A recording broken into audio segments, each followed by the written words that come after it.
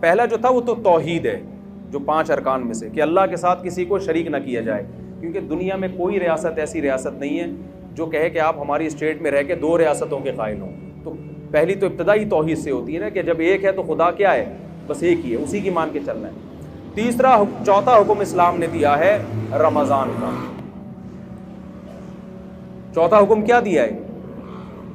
رمضان۔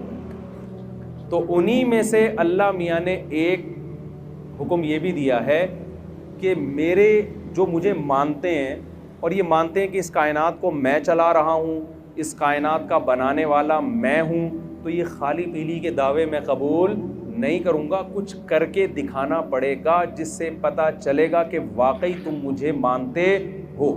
آپ جب کسی سے محبت کا دعویٰ کریں تو فری پھوکٹ کے دعوے آج کل چلتے ہیں۔ آپ بیگم سے کہیں مجھے تم سے بہت زیادہ محبت ہے، بہت زیادہ بیگم، میں بس مفتی طارق مسعود کے اتنی دفعہ بیان سن چکا ہوں، پھر بھی مجھے کبھی دوسری شادی کا خیال نہیں آیا کیونکہ مجھے تم سے بہت زیادہ محبت ہے۔ بار بار آپ یہ دعویٰ کرو، وہ کہے چلے جی آپ مجھے آج پیزا کھلا دیں، چلیں آج باہر ہوٹل پہ چلتے ہیں، آپ کہیں پیسے نہیں ہیں، یہ ٹینشن، ابھی ٹائم نہیں ہے میرے پاس۔ روزانہ یہ دعوے کرتے ہو، لیکن اس دعوے کو ثابت کرنے کے لیے روکڑا آپ کی جیب سے کبھی بھی نہیں نکلتا۔ تو ایک دن غصے میں آ جائے گی نا کہ کچھ اور بول دیا کرو، یہ محبت کے دعوے یہی ہوگا نا، یہ دعوے شاوے نہ کیا کرو۔ تو غیر مسلم بھی خدا کو مانتے ہیں، بہت سارے لوگ، خدا ہے، بنایا ہے، تو کیا کریں، بنایا ہے تو کہتے ہیں کچھ نہیں کرو، کرنا وہی ہے جو آپ کی سمجھ میں آ رہا ہے۔ تو اللہ کہتے ہیں ایسے ماننے کو میں مانتا نہیں، لہذا اللہ نے 5 ٹائم نماز رکھ دی ہے، وہ آپ کو پڑھنی پڑے گی۔ اللہ میاں نے زکوٰۃ رکھ دی سال میں 1 دفعہ، اللہ میاں نے رمضان کے بولو روزے رکھ دی، کہ یہ ثبوت دینے کے لیے نا کہ ہم خدا کو مانتے ہیں۔ آپ کو 1 مہینہ صبح صادق سے لے کے غروب آفتاب تک بھوکا پیاسا رہنا پڑے گا۔ اس میں یہ چھوٹ رکھ دی کہ بیمار اور مسافر اس سے کیا ہیں، مستثنی، یہ بھی نیچرل ہے، ورنہ بیماروں کے لیے کتنا بڑا عذاب بن جاتا ہے رمضان کا روزہ، کتنی بڑی ٹینشن بن جاتی ہے۔ تو وہ دو کو کیا کر دیا کہ خارج کر دیا، آسان رکھا اس میں۔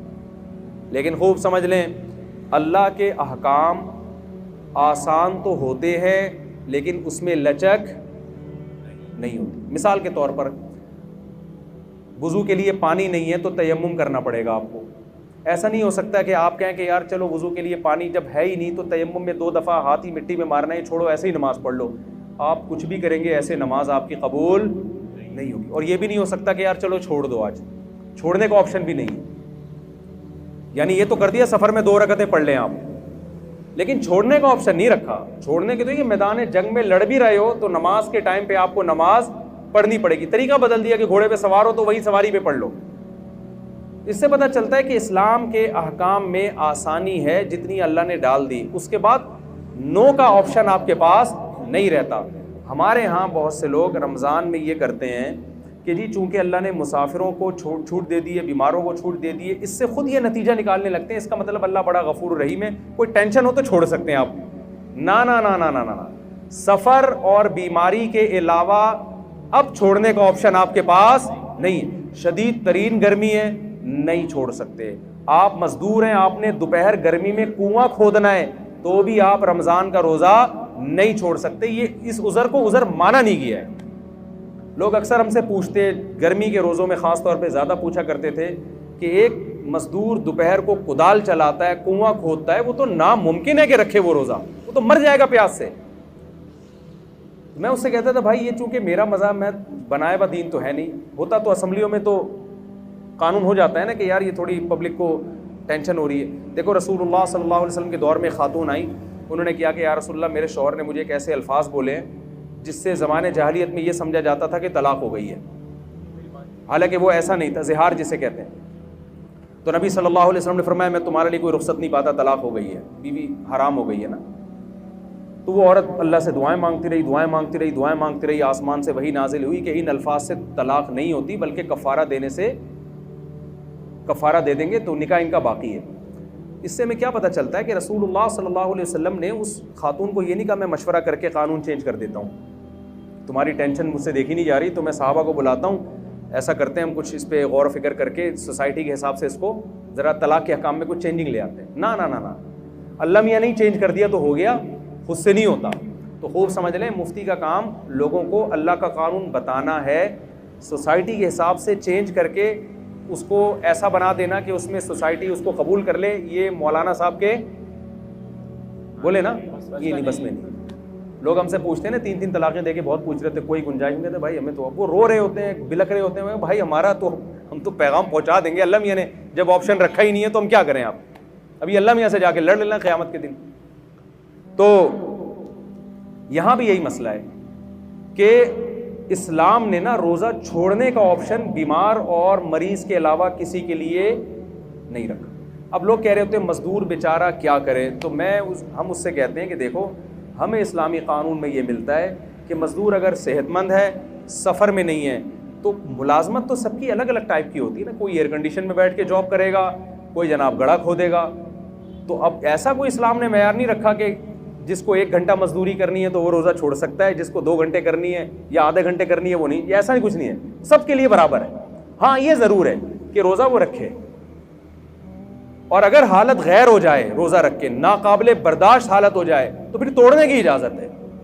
بیمار ہونے کا خطرہ ہو، کیونکہ جیسے بیمار کو روزہ چھوڑنے کی اجازت ہے، ایسے ہی بیماری کے خوف میں آپ کو روزہ توڑنے کی بھی بولے نا بھائی اجازت. جیسے شوگر کے پیشنٹ نے روزہ رکھ لیا، بعد میں دیکھا شوگر بہت ڈاؤن ہو رہی ہے، حالت خراب ہو رہی ہے، تو روزہ وہ توڑ سکتا ہے.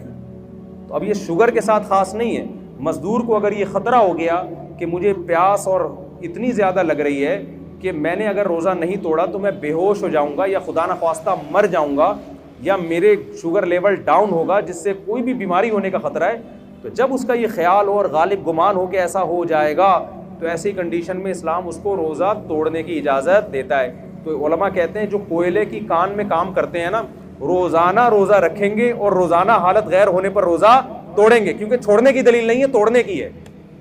بہت مشکل ہے بات سمجھانا، میرا خیال نہیں آ رہی سمجھ.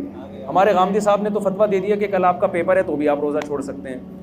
تو میں مقصد غامدی صاحب پہ رد کرنا نہیں ہے، مقصد یہ کہ اس قسم کے بھی اسکالرز مارکیٹ میں آ رہے ہیں. تو یہ قانون کو آپ اسلام کے چینج نہیں کر سکتے، جیسا ہے ویسا ہی رہنے دینا پڑے گا آپ کو.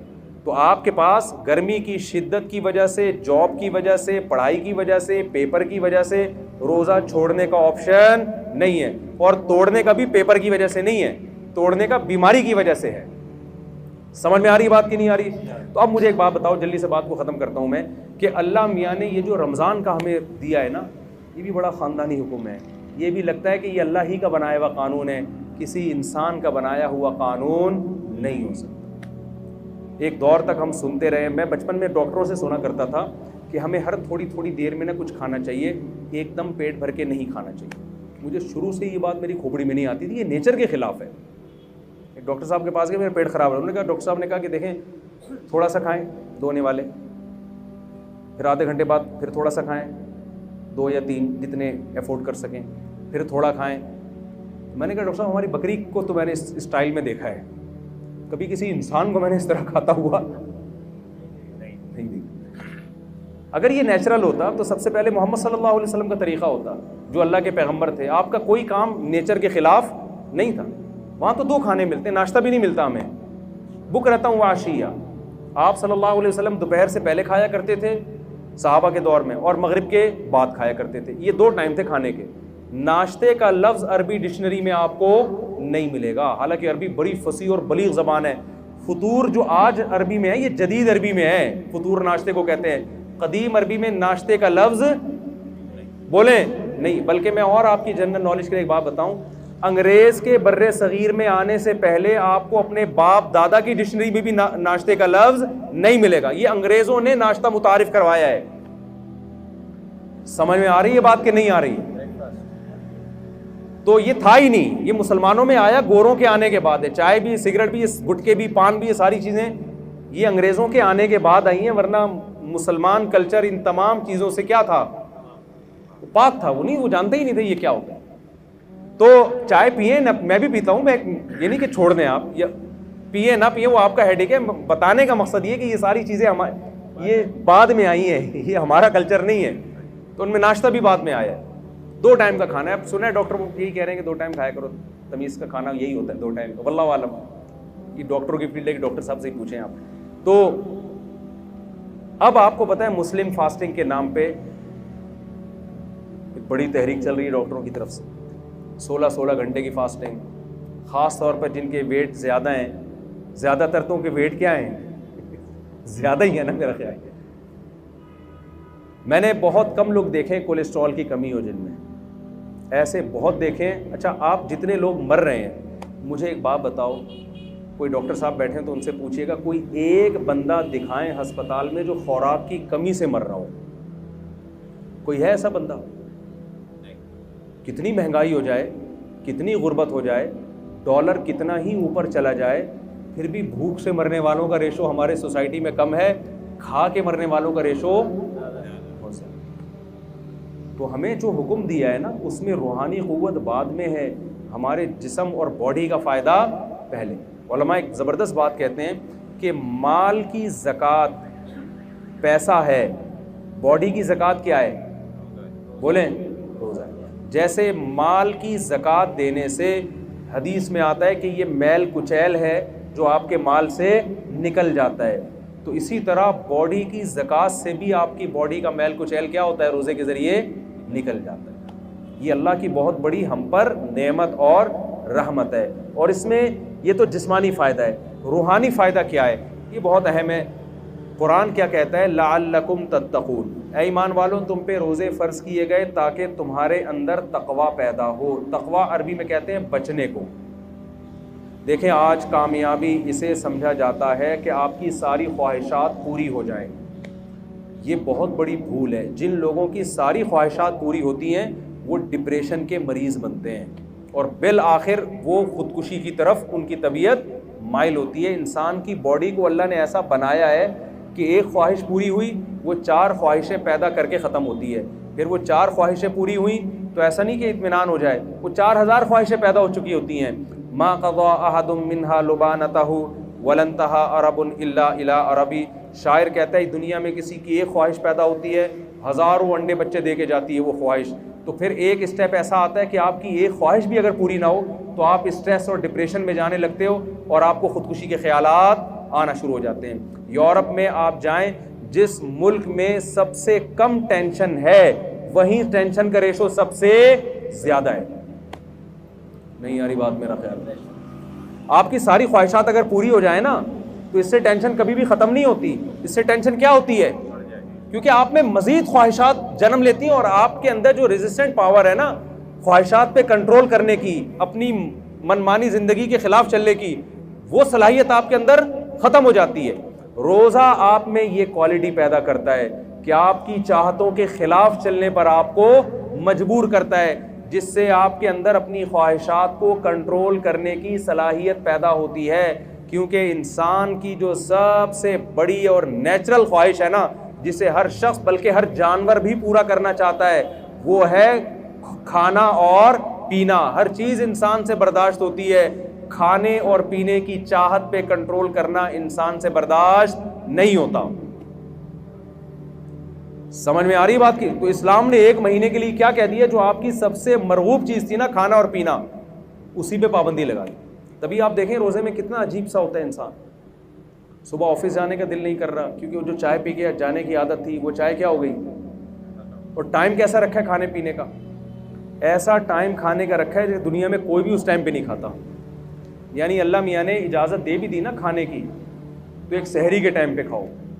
آپ مجھے بتاؤ, آپ اپنے بچے کا ولیمہ کر رہے ہو, لوگوں کو کارڈ چھپاؤ, لوگ پوچھیں بھائی کتنے بجے آنا ہے, آپ کہہ سکتے ہو بھائی 2 بجے کھانا ہوگا, 4 بجے بھی ہو جاتا ہے, لوگ عصر کے بعد بھی کر دیتے ہیں کیا چائے سموسے ہو جائیں گے. آپ رات کو بھی لیٹ نائٹ بھی کر دیتے ہیں 12:30. کبھی آپ نے دیکھا 3:30 بجے آپ نے کارڈ پہ چھپایا ہو. یہ ہمارے بچے کی شادی ہے, ولیمہ ہے, اور ٹائم کیا ہے صبح, تو آپ کہو گے بھائی آپ کھاؤ, آپ کا بچہ کھائے, ہم اپنے گھر میں عزت کے ساتھ سو رہے. کتنی ٹینشن دے دی اللہ تعالیٰ نے کہ کھانے کی ٹائمنگ ایسی رکھی ہے کہ دنیا میں کوئی بھی اس ٹائم پہ کھاتا نہیں ہے, تاکہ یہ اپنی خواہشات کے خلاف چلے. 1 مہینہ کی یہ ٹریننگ ہے. اور ایک گورے نے بتایا, ہمارے ایک ریلیٹو, انہوں نے گورے نے پوچھا نا تم روزہ کیوں رکھتے ہو, انہوں نے کہا کہ یار پوری دنیا کے مسلمان رکھتے ہیں. اس نے کہا یار یہ عقل سے بالاتر ہے کہ اتنی ٹینشن کروڑوں لوگ ایک مہینے تک، جبکہ گورنمنٹ کی طرف سے کوئی لا بھی نہیں ہے، اس پر عمل کیسے کر لیتے ہیں؟ میں آپ کو دعوے سے کہتا ہوں اگر اسلام یہ حکم نہ دیتا نا، اور یونائٹڈ نیشن کی طرف سے لا پاس ہو جاتا کہ پوری دنیا میں صرف 1 کروڑ لوگ 1 مہینہ بھوکے رہیں گے، میں کہتا ہوں 1 کروڑ تو دور کی بات، 1 لاکھ بھی اس قانون پہ عمل نہ کرتے، چاہے کتنے انعامات لگاتے تھے۔ یہ آسان کام نہیں ہے، یہ محمد صلی اللہ علیہ وسلم کی صداقت کا پر لوگوں کو اطمینان ہے کہ آپ نے جو آرڈر دیا یہ آرڈر کس کی طرف سے ہے؟ خدا کی طرف سے۔